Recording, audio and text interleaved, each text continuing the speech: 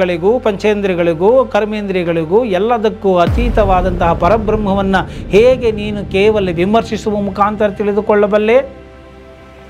ಆದ್ದರಿಂದ ಅದಕ್ಕೆ ಸ್ವಲ್ಪ ಸಮಯ ಕೊಡು. ಅದನ್ನು ಬಿಟ್ಟು ನೀನು ಬರೀ ಶೇಖರಿಸುವುದರಲ್ಲೇ ಇದ್ದುಬಿಟ್ರೆ ಯಾವ ಪ್ರಯೋಜನವೂ ಆಗುವುದಿಲ್ಲ. My mind is not A garbage ಅಂತ ಹೇಳ್ತಾರೆ. ಹಾಗೆ ಏನೇನೋ ವಿಷಯಗಳನ್ನು ತುಂಬಿಸಿಕೊಂಡು ತಲೆ ಕೆಡಿಸಿಕೊಳ್ಳುವ ಬದಲು ಒಂದು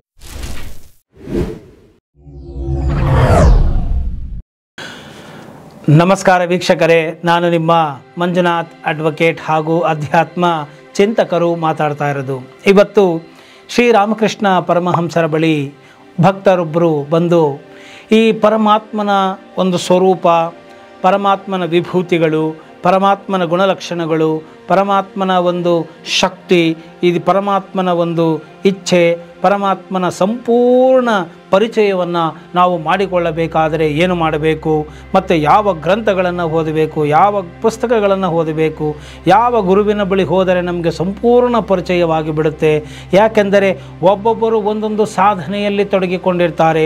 ಒಬ್ಬರು ಜ್ಞಾನ ಮಾರ್ಗ, ಒಬ್ಬರು ಭಕ್ತಿ ಮಾರ್ಗ, ಧ್ಯಾನ ಮಾರ್ಗ, ಯೋಗ ಮಾರ್ಗ, ಕರ್ಮ ಮಾರ್ಗ, ಹೀಗೆ ಹಠ ಮಾರ್ಗ, ಹೀಗೆ ಹಲವಾರು ಪ್ರಾಣಾಯಾಮ, ಹೀಗೆ ಹಲವಾರು ಮಾರ್ಗಗಳನ್ನು ಮಾಡ್ತಾ ಇರ್ತಾರೆ. ಹಲವಾರು ಗುರುಗಳಿದ್ದಾರೆ, ಹಲವಾರು ರೀತಿಯಾದಂತಹ ಶಾಖೆಗಳಿವೆ ಆಧ್ಯಾತ್ಮಿಕತೆಯಲ್ಲಿ. ಒಬ್ಬೊಬ್ಬರು ಒಂದೊಂದು ಪಾಠವನ್ನು ಹೇಳಿಕೊಡ್ತಾರೆ. ಅದೆಲ್ಲವನ್ನು ಕಲಿತುಕೊಳ್ಳೋದು ಹೇಗೆ ಮತ್ತು ಎಷ್ಟು ವರ್ಷಗಳು ನಮಗೆ ಬೇಕಾಗುತ್ತೆ, ಅದೆಲ್ಲವನ್ನೂ ನಾವು ಈ ಒಂದು ಜನ್ಮದಲ್ಲಿಯೇ ಕಲಿತುಕೊಳ್ಳಬಹುದಾ? ಪರಮಾತ್ಮನನ್ನು ಸಂಪೂರ್ಣವಾಗಿ ಅರಿಯಲಿಕ್ಕೆ ಈ ಎಲ್ಲ ಮಾರ್ಗಗಳು ನಮಗೆ ಬೇಕಾ? ಹೀಗೆ ಹಲವಾರು ಪ್ರಶ್ನೆಗಳನ್ನು ಶ್ರೀರಾಮಕೃಷ್ಣ ಪರಮಹಂಸರ ಬಳಿ ಕೇಳ್ತಾರೆ. ಅಂದರೆ ಪರಮಾತ್ಮನನ್ನು ಸಂಪೂರ್ಣವಾಗಿ ತಿಳಿದುಕೊಂಡರೆ ತಾನೇ ನಮಗೆ ಸಂಪೂರ್ಣ ಜ್ಞಾನ ಬರುವಂಥದ್ದು. ಆದ್ದರಿಂದ ಕರತಲಾಮಲಕವನ್ನು ಮಾಡಿಕೊಂಡು ಬಿಡಬೇಕು.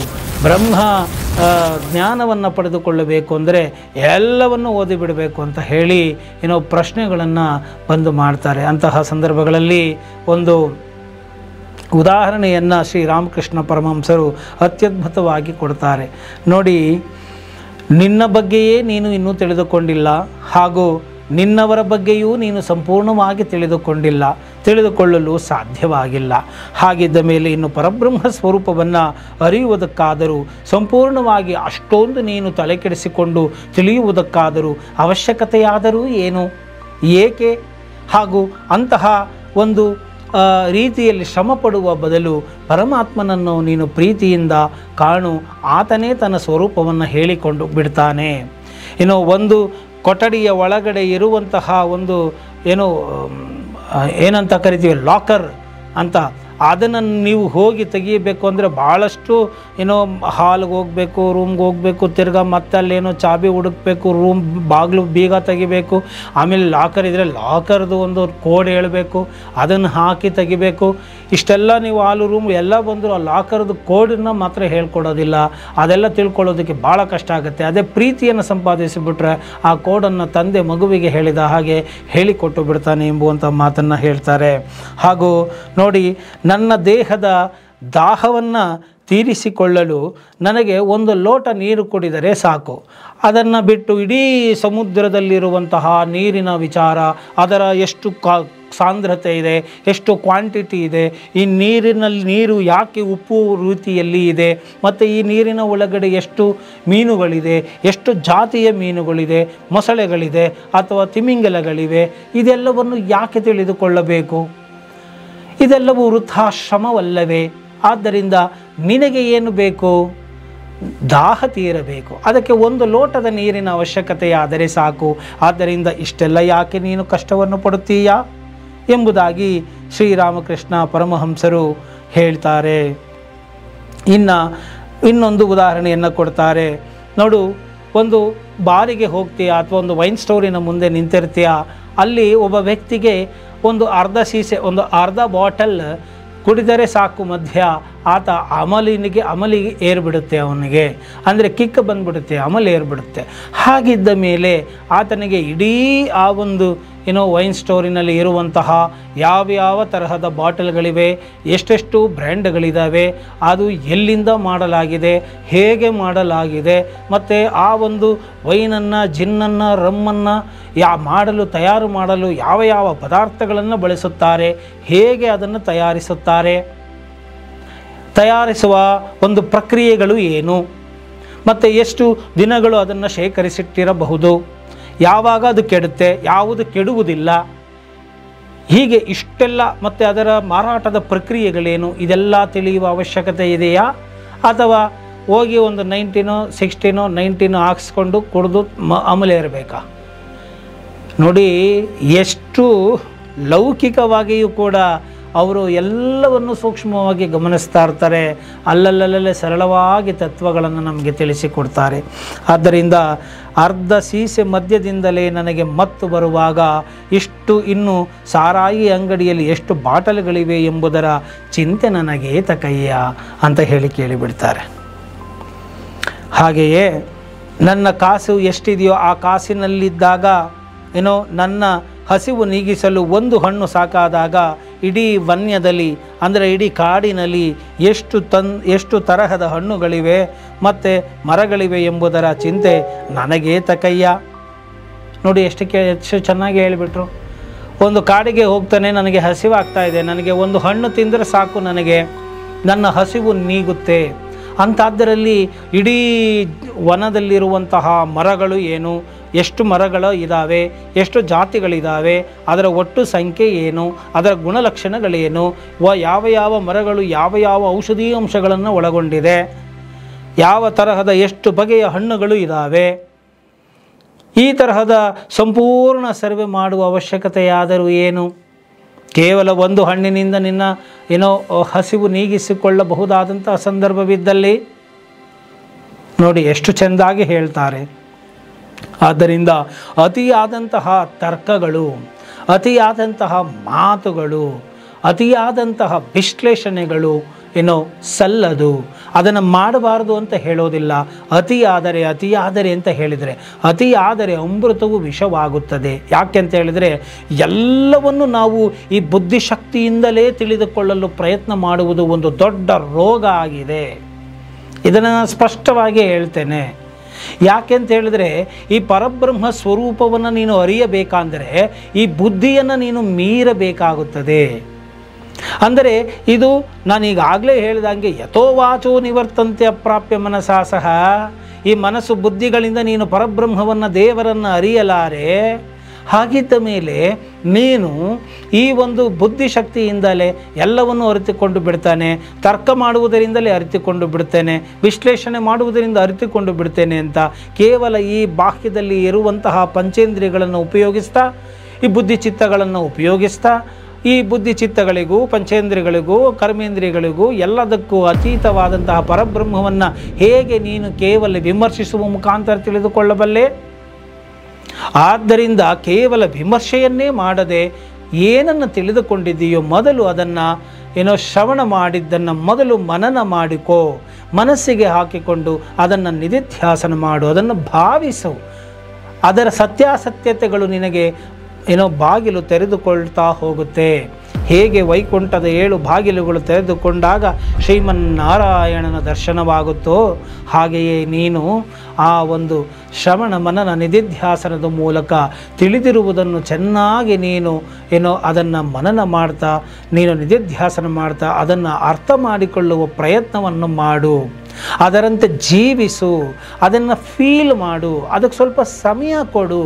ಅದನ್ನು ಬಿಟ್ಟು ನೀನು ಬರೀ ಶೇಖರಿಸುವುದರಲ್ಲೇ ಇದ್ದುಬಿಟ್ರೆ ಯಾವ ಪ್ರಯೋಜನವೂ ಆಗುವುದಿಲ್ಲ. My mind is not A garbage ಅಂತ ಹೇಳ್ತಾರೆ. ಹಾಗೆ ಏನೇನೋ ವಿಷಯಗಳನ್ನು ತುಂಬಿಸ್ಕೊಂಡು ತಲೆ ಕೆಡಿಸಿಕೊಳ್ಳುವ ಬದಲು ಒಂದು ಮಾರ್ಗದಲ್ಲಿ, ಒಂದು ಸರಳವಾದ ಮಾರ್ಗದಲ್ಲಿ ಅಥವಾ ನಿಮಗಿಷ್ಟವಾದ ಮಾರ್ಗದಲ್ಲಿ ನೀವು ಹೋಗಿ ಸಾಧನೆಯನ್ನು ಪ್ರಾರಂಭಿಸಿ. ಮೊದಲು ಈಗೇನು 16 ಆಣೆಯಲ್ಲಿ ಒಂದು ಆಣೆ ತಿಳಿದುಕೊಂಡಿದ್ದೀರೋ ಅದನ್ನು ಅನುಷ್ಠಾನ ಮಾಡಿ, ಕಾರ್ಯಗತ ಮಾಡಿ. ಆಗ ನಿಮಗೆ ಆಧ್ಯಾತ್ಮಿಕ ಅನುಭೂತಿಯು ನಿಮಗೆ ಒಳಗಿಂದಲೇ ಜಾಗೃತವಾಗ್ತಾ ಹೋಗುತ್ತೆ. ಆ ಷಟ್ಚಕ್ರಗಳು ಓಪನ್ ಆಗ್ತಾ ಹೋಗುತ್ತೆ.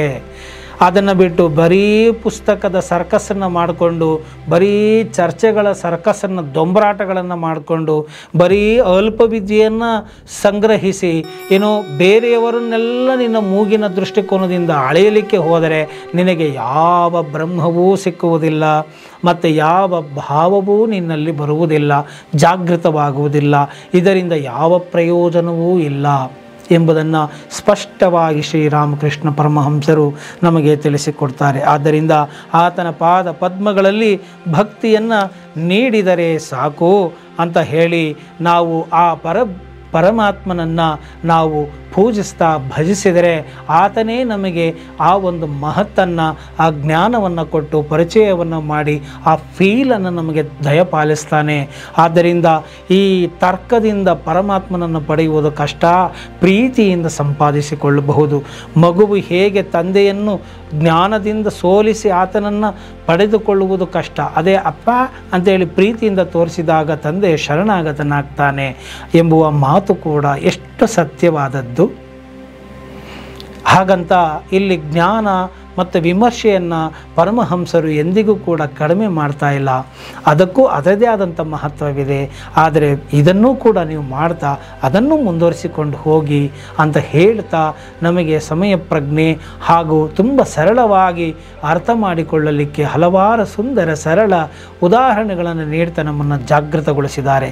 ಅಂತಹ ಗುರುವಿನ ಪಾದಗಳಿಗೆ ನಮನಗಳನ್ನು ಅರ್ಪಿಸ್ತಾ ಅಂತಹ ಪ್ರೀತಿಯನ್ನು ಪರಮಾತ್ಮನು ನಮಗೆ ಕೊಡಲಿ ಅಂತ ಹೇಳ್ತಾ ಒಂದು ಕೀರ್ತನೆಯನ್ನು ಮಾಡುವ ಮುಖಾಂತರ ಇನ್ನು ನಾನು ಈ ಒಂದು ವಿಡಿಯೋವನ್ನು ಅಂತ್ಯ ಮಾಡ್ತೇನೆ. ಬಾರೆಯ ರಂಗ ಬಾರೆಯ ಕೃಷ್ಣ ಬಾರೆಯ ಸ್ವಾಮಿ ಬಾರೆಯ ಇಂದೆನ್ನ ಪೂರ್ವದ ಪಾಪಂಗಳ ಕಳೆದು ಎಂದೆನ್ನ ಪೂರ್ವದ ಪಾಪಂಗಳ ಕಳೆದು ಮುಂದೆನ್ನ ಜನುಮವ ಸಫಲವಾಗೈದು ಮುಂದೆನ್ನ ಜನುಮವ ಸಫಲವಾಗೈದು ತಂದೆ ಶ್ರೀ ಪುರಂದರ ವಿಠಲ ನೀನೊಲಿದು ತಂದೆ ಶ್ರೀ ಪುರಂದರ ವಿಠಲ ನೀನೊಲಿದು ಎಂದೆಂದಿಗಾನಂದ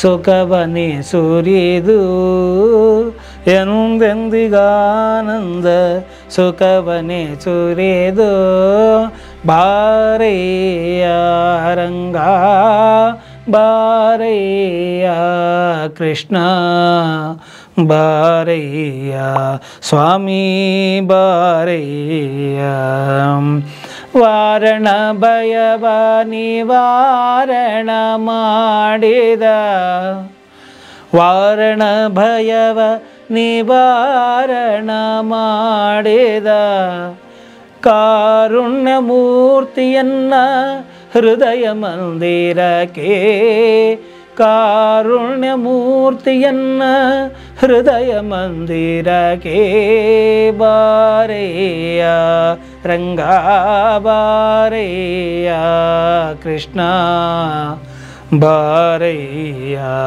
ಸ್ವಾಮಿ ಬಾರೆಯ ರಂಗ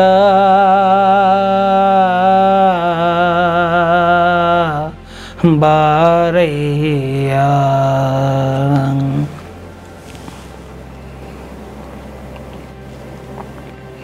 ಆ ಪರಮಾತ್ಮನಲ್ಲಿ ಶರಣು ಹೊಂದಿ ನಿಮ್ಮ ಸಕಲ ಇಷ್ಟಾರ್ಥಗಳು ಈಡೇರಲಿ.